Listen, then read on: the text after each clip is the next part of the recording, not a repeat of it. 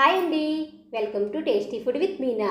ఈరోజు మనం ఎంతో టేస్టీగా వామాకు పచ్చడి ఎలా తయారు చేయాలో చూద్దాం. ఇది హెల్త్కి చాలా మంచిది.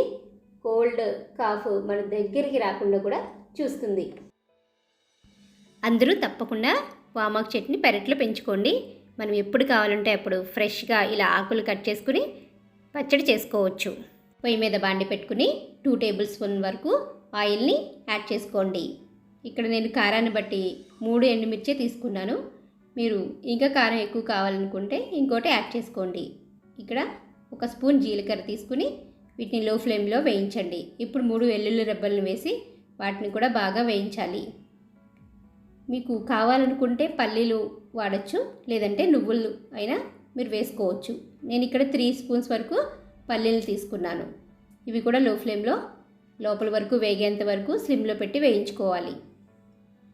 ఇలా వేగిన తర్వాత దాన్ని పక్కన పెట్టుకుని అదే బాండీలో మనం వామాకుల్ని కూడా వేయించేసుకోవాలి. ఇవి మరీ బాగా వేగనవసరం లేదు, పచ్చివాసన పోతే సరిపోతుంది. లో ఫ్లేమ్లో పెట్టి వేయించుకోండి.